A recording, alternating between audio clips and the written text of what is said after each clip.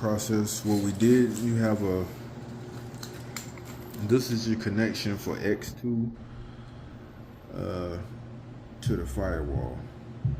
All right, so you have your 3 connections to the ECU, ECM. Then when you cut X2 to under the hood, it'll look like this. And I got all this information on it, ltswap.com, and a couple forums. It'll look like this. All right, so I did my first connection here. You can see in the instruction manual, it says the purple wire goes to ECM ignition 30A. ECM X1 connection 73. Okay, so ECM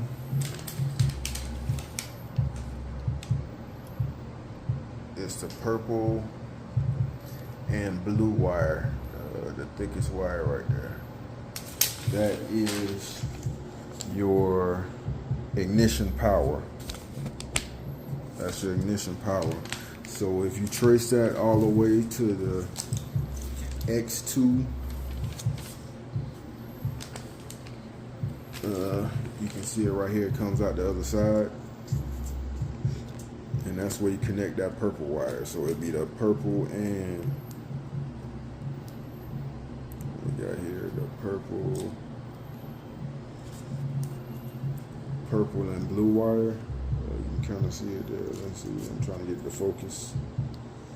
There you go. Purple and blue wire to your purple wire right there. So that's my first connection. I don't have my own meter today, so I'm gonna try to figure things out without it. But you're gonna definitely need an own meter in order to get this figured out. So on to the next step.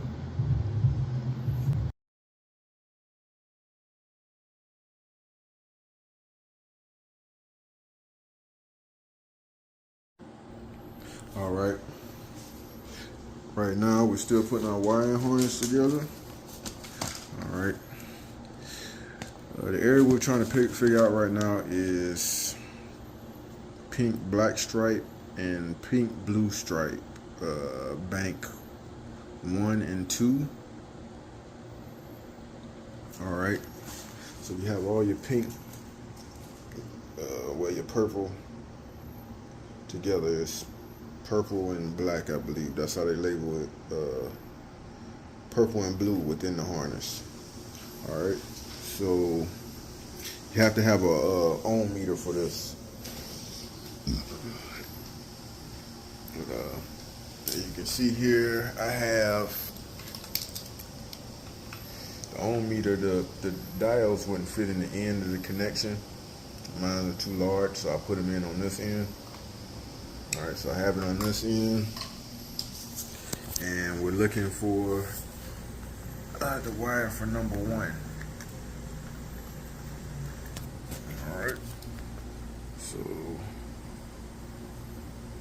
connect to number 1, and you can see my ohm meter goes to 0. I release, it goes back to 1. So that would be on your passenger side of your bank. With your passenger side of your bank is the pink and blue stripe.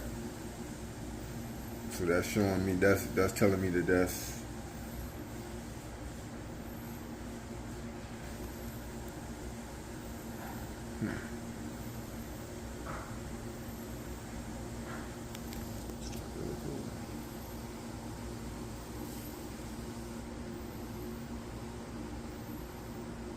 or is that the driver's side of the bank? I think I got that confused. That's the driver's side. So either way it go, you just match it up with the appropriate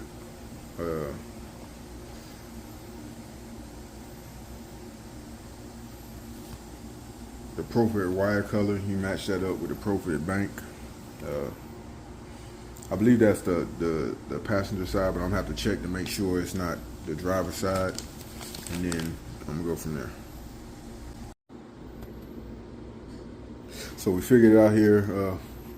It's kind of a brain fart there.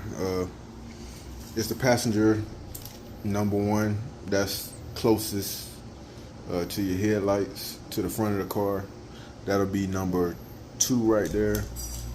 We'll go to that, which would be the pink, blue stripe, pink and blue stripe.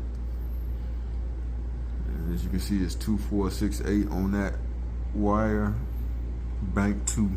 So that'll go to bank 2. So I can connect that, and then I'm gonna progress through the rest of my coils. I have all these wires to do the same thing with, but that's just an example of what you have to do through all these. This is Gen 5 LT, of course. I'm not sure about Gen 4 and Gen 3. This is Gen 5 6.6 L8t. So I'm gonna take that wire and connect it to my harness, my BP Automotive harness, and then go from there. All right, this is a Gen 5 L8t standalone harness conversions. This is my first time doing this conversion. Right now I have my wires labeled and out right now. I'm gonna start soldering. What I'm gonna do is I'm gonna solder them, and then I'm gonna cover them up with heat shrink. After that, it looks like everything. I have a lot of questionable wires. I went to lt1swap.com. I'm gonna go back through and verify. I kind of just want to get the motor to crank over. So this is gonna be my attempt to just get the motor to crank over, and then go from there. All right, this is my Gen 5 LT L8t 6.6. I'm wiring a standalone. It has a Mass Motorsports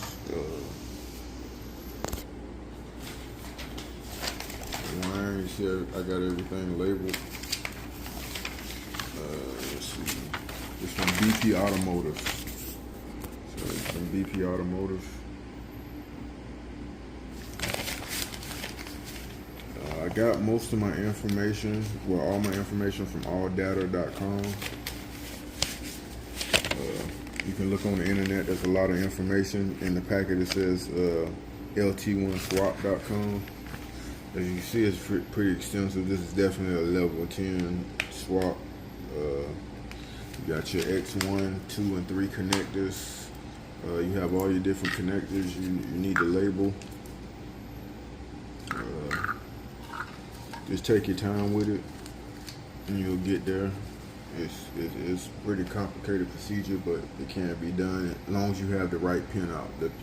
The key to doing a standalone harness is that whether it's Gen 3 LS, Gen 4 LS, or Gen 5 LT, the wiring colors are different, especially for Gen 5. Within Gen 5 LT is different color harnesses between L83 and L8t 6.6, between the early LTs and the present LTs now. So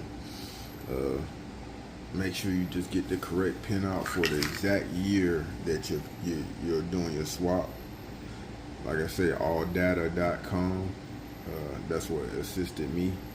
You can do a subscription, and it's about $20, and they give you 30 days on there, and you can print out whatever you need, whatever pinouts, whatever documents you need, and that's the key to doing the swap, the standalone harness. So I'm gonna continue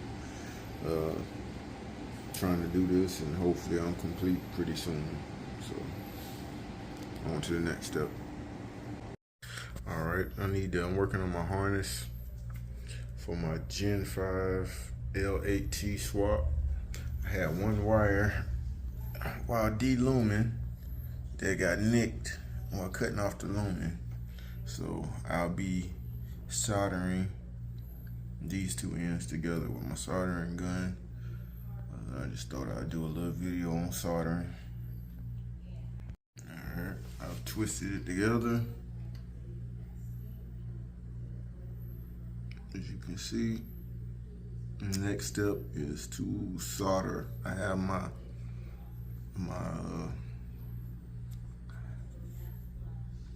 heat shrink on it. So I'm a heat shrink, but I'm gonna double up the heat shrink. So I have a small heat shrink, then I have a larger heat shrink right there. So I'm gonna double up the heat shrink. You don't have to do that. I'm just being extra precautionary because the area that I need to solder is so deep down in this wiring harness that I don't want to have to revisit it.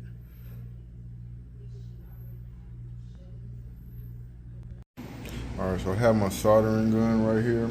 I got this off Amazon for a couple of dollars. You pull the trigger right here, and when you pull the trigger, it spools out the soldering spool.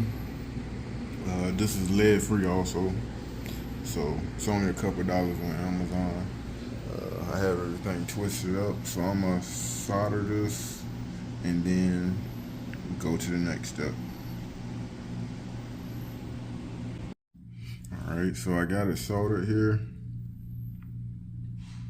When you're soldering, you put the solder up under it, and then you solder from the top. So the soldering gun up underneath the solder, then you force feed once it warms up, connect it directly to the wire. Once it warms up, force feed it directly from the top. All right, now I'm about to heat shrink it. I'm gonna bring the heat shrink down.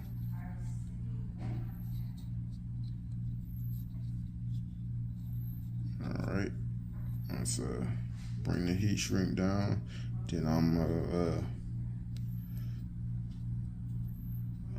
melt it down on there and then go from there. All right, so I used a lighter. You can use a lighter. A heat gun is the most preferable method, but I used a lighter. Get your heat shrink on there, and you can see it's a pretty solid connection. It looks just as good as the factory connections they got within the harness. So that is how you solder at the end of the day. Thanks for watching. All right, I'm in the process of taping,